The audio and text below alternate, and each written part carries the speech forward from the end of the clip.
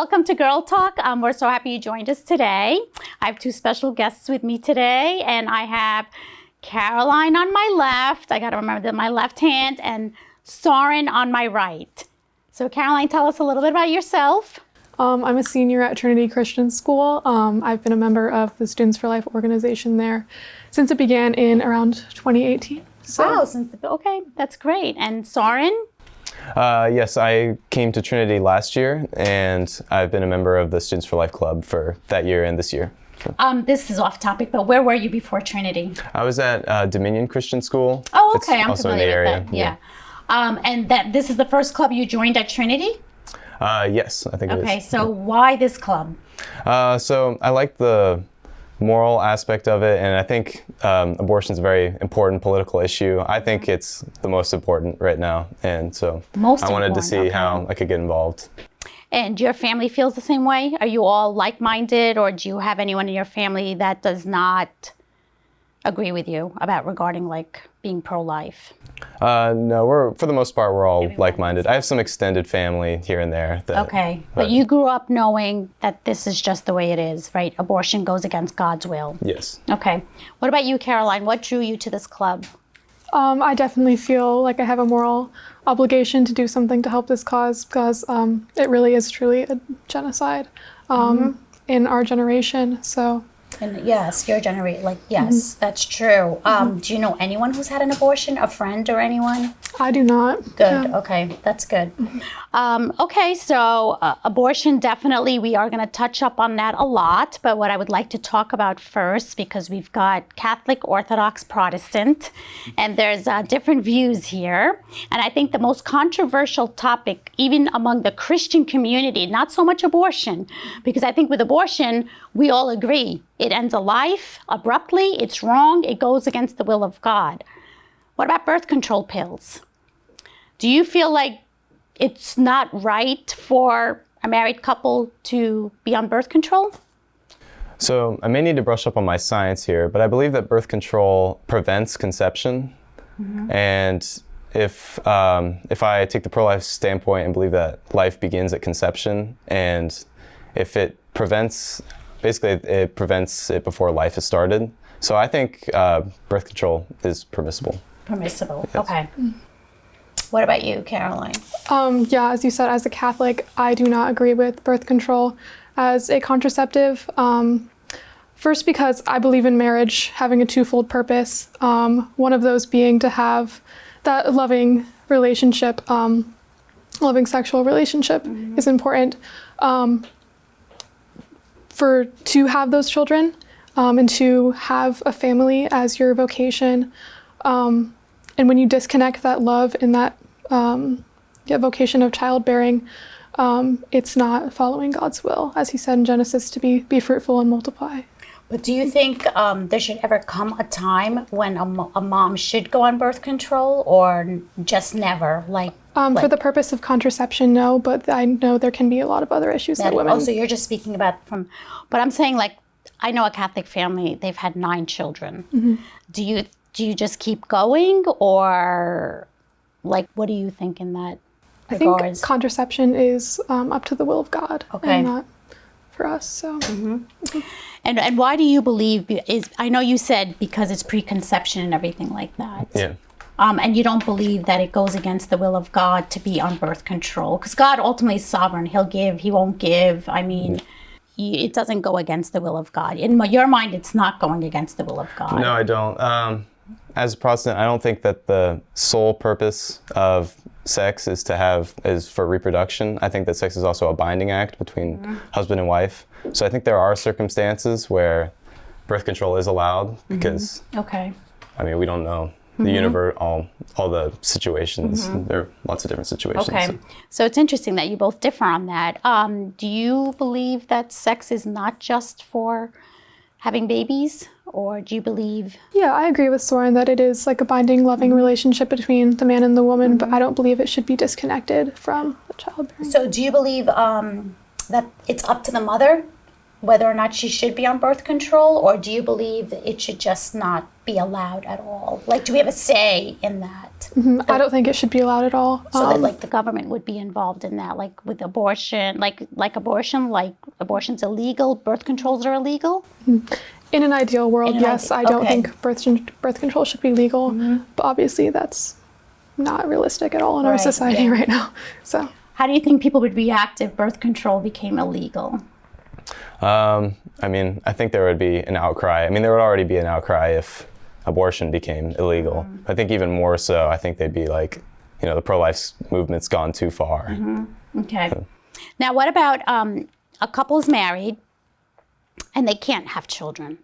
Do you believe that's the will of God, or should they go ahead and seek fertility treatments to get pregnant? I think it's up to them whether they want to, but I think there's nothing wrong with them seeking fertility treatment. Okay. I don't think the way you're born, it's the will of God that you stay like that. Because some people are born disabled or some deformation that surgical advancements can help us fix. And I don't think it's the will of God that they stay like that. Okay. Yeah. What about you, Caroline? yeah, I think they should be able to seek treatment for that as well, just not in the case of artificial insemination. Okay, so what's the difference between... Actually, we're going to come back to that because that's a really important one. We're going to take a break and we'll be right back. Thank you.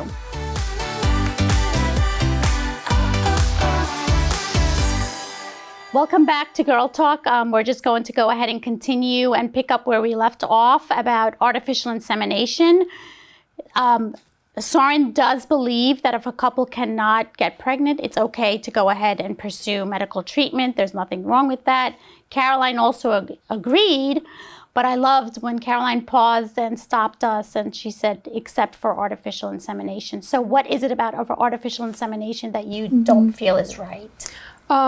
In the same way that birth control disconnects like the binding, loving sexual relationship between a man and a woman and the childbearing, artificial insemination disconnects the childbearing from that loving sexual relationship.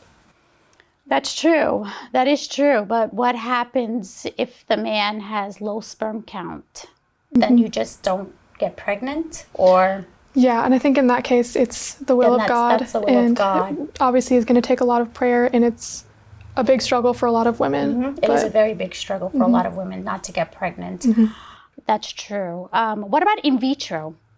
What do you guys know about in vitro? You think that's okay? I'm not super educated on the subject. Yeah, neither am I. I think I know a little bit of it. Actually, before this, I was looking up stuff about it, trying to learn about it. But so I think in vitro can be okay in some situations and not okay in others. There are certain situations where lots of eggs are fertilized and then they only take one or however many the mother wants to bear, and then they discard the others. Yeah. And I don't think that's necessarily ethical to just discard fertilized embryos. But there are also situations where the mother will just have one fertilized and then implant that one. But they can't predict that, right? Can that be predicted, or? Like how many eggs there are? I think it can. It can? I think Okay. I don't know a lot about it. My mom was saying that women usually have the choice of how many they want to, yeah. Okay, that's good. And I don't know a lot about in vitro. I think that's something kind of on the newer side, artificial insemination. I agree with you. What about a surrogate mother? Like the mother cannot carry the baby, so another woman carries the baby for her. How do you guys feel about that? Again, I'm not quite too sure on the subject, but I really think it should be something that stays between the man and the woman. I agree. So are you saying like the egg and sperm are for the mother and father, but then the baby's carried by another woman? Like she's sort of like the keeper of the baby, yeah. Yeah, well, from a Protestant standpoint, I don't think there's necessarily something wrong with that. I think the baby is its own human being, and it doesn't really matter Who's carrying it. whose womb it's in. Yes.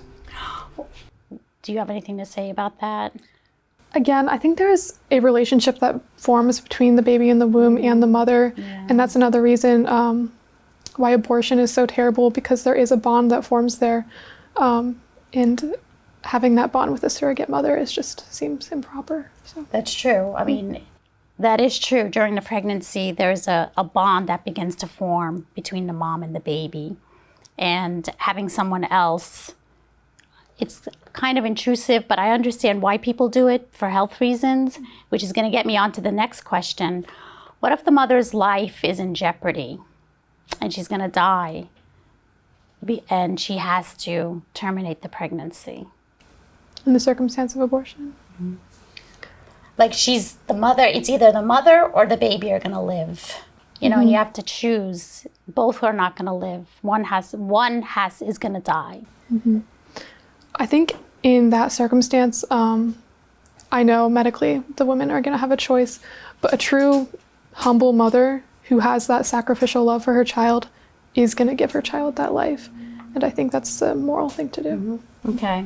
Also, I think in most situations when it comes down to like the mother's life is in danger, I believe it usually means that the baby's going to die either way. Usually something's gone wrong in the development, or the baby's born like outside of the womb or something. And so the baby's not going to be able to survive.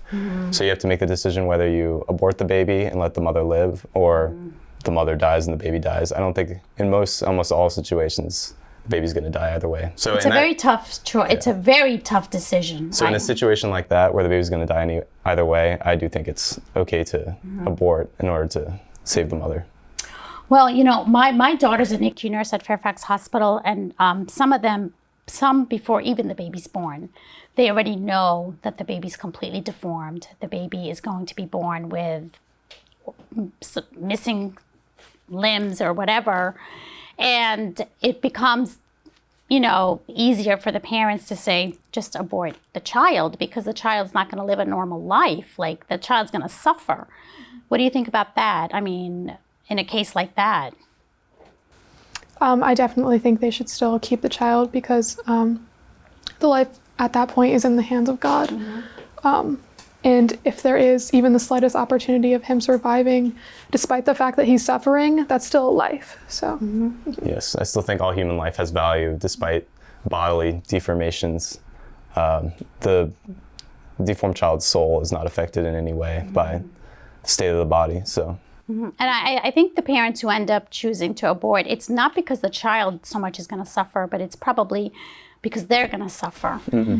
You know, they're going to suffer. And then another extreme case, and I only learned a lot about these since my daughter became a NICU nurse, are the drug addict parents. I mean, teenagers, teen pregnancies, completely, mom's drugged out completely, the father's on drugs, heroin, cocaine. This baby is definitely going to be born going through withdrawal and suffering, and it's going to be really hard on them.